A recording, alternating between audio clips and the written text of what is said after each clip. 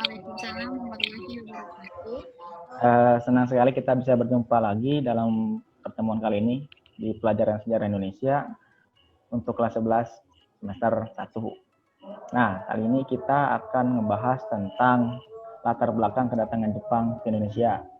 Nah, sebelum bahas itu, saya mau tahu dulu nih kabarnya, karena kita udah lockdown begitu lama gitu dan belajar daring begitu lama. Gimana kabarnya? Sehat-sehat semua? Alhamdulillah baik, Pak. Berdoa selesai. Oke, kali ini kita akan membahas tentang Jepang nih ya. Nah, mungkin ada yang mau bercerita nih tentang Jepang. Pak, saya punya keinginan kuliah ke Jepang atau mungkin sesuatu yang unik tentang Jepang. Kalau saya sendiri ya, karena saya tertarik dengan anime ya, saya senangnya itu tentang Jepang. Dan beberapa kali mungkin saya belajar bahasa Jepang, cuma belum bisa aja. Silakan ada yang mau bercerita tentang Jepang, biar kita bisa ada gambaran dulu nih, ngebahas tentang sejarah Jepang. Silakan. Iya Pak, siap. Kalau saya tertarik sama Jepang karena kayak budayanya. Dia kayak negaranya itu budayanya kental banget. Kayak dia masih ada pakai pakaian adat gitu. Terus ada festival-festival adat kayak festival kembang api.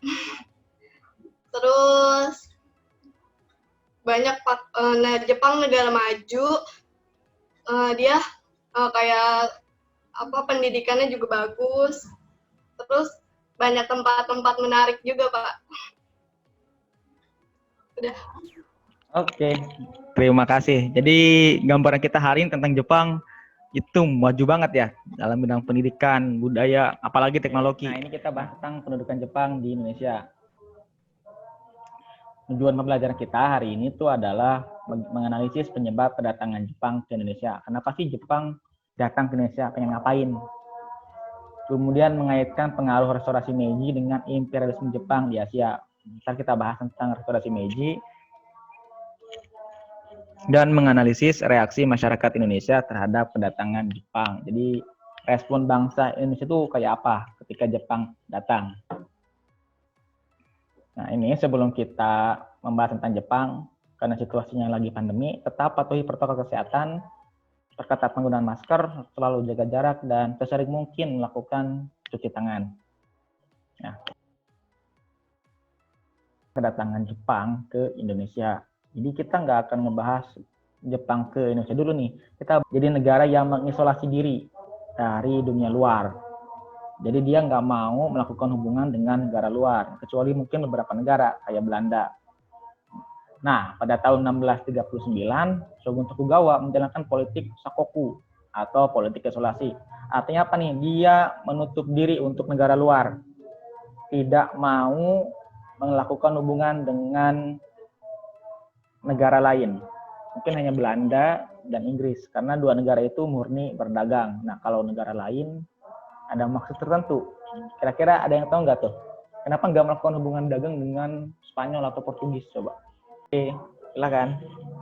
Mungkin kalau misalnya berhubungan dengan Spanyol, dia kan menjajahnya itu kayak menyebarkan agama gitu. Jepang nggak menerima kayak budaya-budaya baru karena takut mengganggu kestabilan negaranya. Nah, yang paling penting mungkin di sini ya, salah satunya itu perang Rusia-Jepang. Nah, jadi Jepang yang baru melakukan perubahan di pertengahan abad ke-19, awal abad ke-20 berhasil mengalahkan Rusia di Cina. Jepang lawan Rusia. Rusia tuh udah maju duluan. Jepang tuh baru mulai belajar 1850-an. 1870-an baru tuh mulai restorasi Meiji. 30 tahun setelahnya, Jepang perang dengan Rusia, Jepang menang. Kita lihat ini. Kita simak dulu.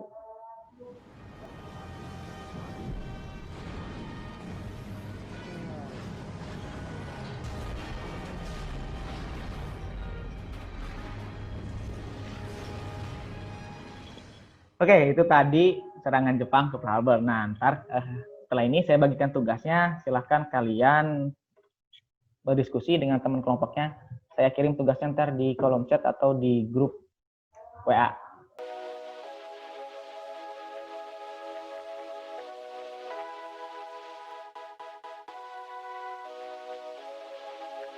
Nah, untuk presentasi yang pertama itu dari kelompok 1, silakan perwakilan kelompok 1 untuk mempresentasikan hasil dari diskusinya. Saya Pak Tomomi. Iwakala Tomomi ini memiliki 3 misi. Yang pertama itu mempresentasikan restorasi Meiji ke negara-negara barat. Jadi dia menjelaskan bahwa Jepang itu sudah membuka diri. Lalu rekonsiliasi perjanjian dengan Amerika yang memberatkan Jepang. Kan pada masa era Shogun itu Jepang terlibat perjanjian dengan Amerika.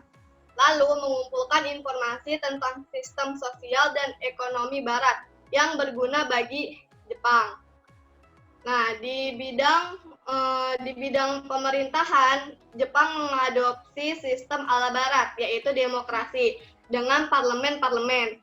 Tetapi karena di Jepang ada kerajaan, jadi Jepang mengadopsi sistem pemerintahan monarki parlementer. Perwakilan dari kelompok 2. Restorasi Meiji adalah sebuah titik mula kemajuan Jepang. Sebelum adanya restorasi Meiji ini, Jepang adalah sebuah negara tertutup di bawah kekuasaan rezim Shogun. Restorasi Meiji adalah revolusi yang mengakhiri kekuasaan keshogunan. Langkah ini mengubah sikap Amerika Serikat dalam perang yang bergejolak di Eropa dan Asia Pasifik itu. Amerika Serikat menyatakan perang terhadap Jepang pada 8 Desember. 3 hari kemudian, Jerman menyatakan perang terhadap Amerika Serikat. Kondisi ini menjadikan Amerika Serikat tergabung dalam pasukan sekutu dan terlibat pertempuran di Eropa dan Asia Pasifik. Jepang datang ke Indonesia, reaksi kita gimana? Disambut Pak sama orang Indonesia. Disambut. Ya. Meriah Bang. Kenapa bisa disambut? Karena Jepang menjanjikan kemerdekaan kepada Indonesia. Mengaku saudara. Nah, Yang telah kita pelajari hari ini adalah tentang sejarah masuknya Jepang ke Indonesia. terus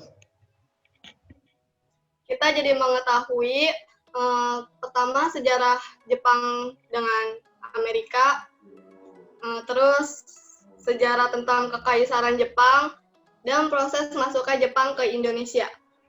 maknanya apa? Kita belajar dari restorasi Meiji. Kita dapat belajar dari Jepang bahwa dengan waktu yang tidak cukup lama, Jepang bisa membangun negaranya dengan begitu cepat. Untuk minggu depan, materinya adalah kebijakan Jepang di Indonesia.